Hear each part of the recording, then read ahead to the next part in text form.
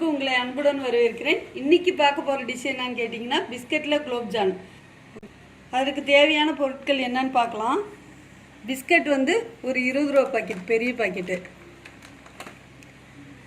Baking powder ஒரு சிட்டிகை, பால் ஒரு கப்பு, சர்க்கரை ஒரு 1/2 கிலோ, பால் பவுடர் ஒரு 5 ஸ்பூனு, ஏலக்காய் ஒரு 4 நுணுக்கி வச்சுக்கணும்.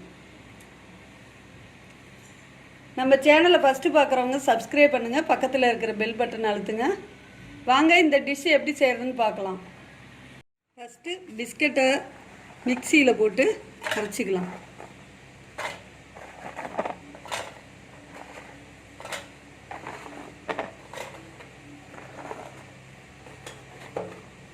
பொடியாக அரைச்சிக்கலாம்.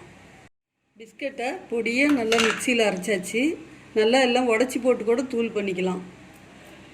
சர்க்கரையை பாவு காய்ச்சிக்கலாம். 1/2 கிலோ சர்க்கரை பாவு காய்ச்சிக்கலாம்.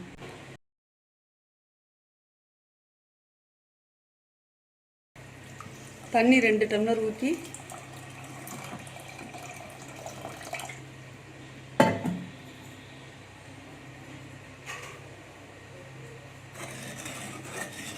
கொதி வரட்டும். அதுக்குள்ளே நம்ம மாவு பிசைஞ்சிக்கலாம். பிஸ்கட் தூளை இதில் நம்ம இதில் போட்டுக்கலாம். பவுலில்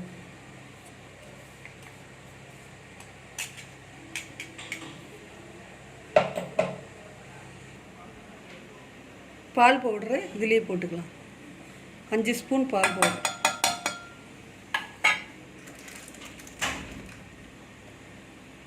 ஒரு சிட்டிக்கு அளவு பேக்கிங் பவுடர். பால் வந்து கொஞ்சம் கொஞ்சமாக ஊற்றி தேவையான அளவு பிசைஞ்சிக்கலாம்.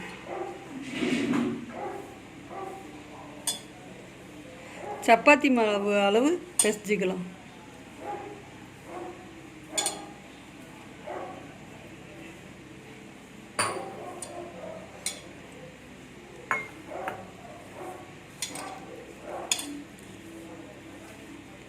நல்லா கொஞ்சம் கெட்டியாக பிசைஞ்சிக்கலாம்.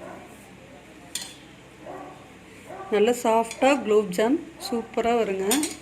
வீட்டில் நீங்கள் செஞ்சு பாருங்கள். மாவு பிசைஞ்சாச்சுங்க. சின்ன சின்னதாக உருண்டை பிடிச்சி வச்சுக்கலாம்.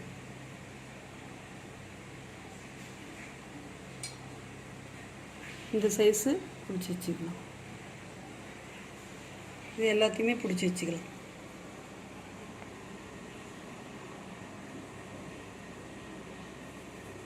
உருண்டை பிடிச்சாச்சு. இதை வந்து எண்ணெயில் பொரிச்சுக்கலாம்.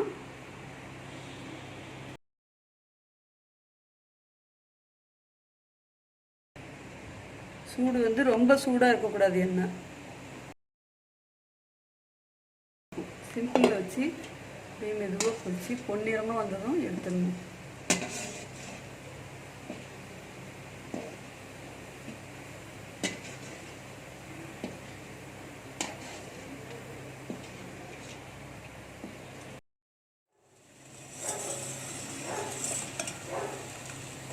பாவு கொதி வந்துடுச்சு. இதில் ஏலக்காய் பொடியும் நம்ம போட்டுக்கலாம். அடுப்பு ஆஃப் பண்ணிடலாம். இது பொன்னிறமாக வந்ததும் எடுத்து அதில் போட்டுக்கலாம்.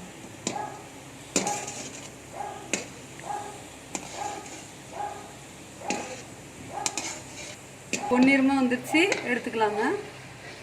எடுத்து பாகில், சர்க்கரை பாகில் போட்டு எடுத்துக்கலாம். சர்க்கரை பாகில் போட்டுக்கலாம்.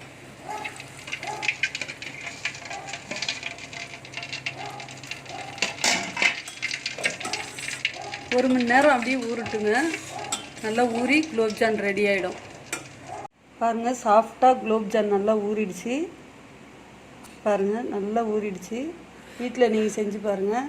நம்ம சேனல் பிடிச்சிருந்தால் லைக் பண்ணுங்கள், ஷேர் பண்ணுங்கள், சப்ஸ்கிரைப் பண்ணுங்கள், பக்கத்தில் இருக்கிற பெல் பட்டனை அழுத்துங்க.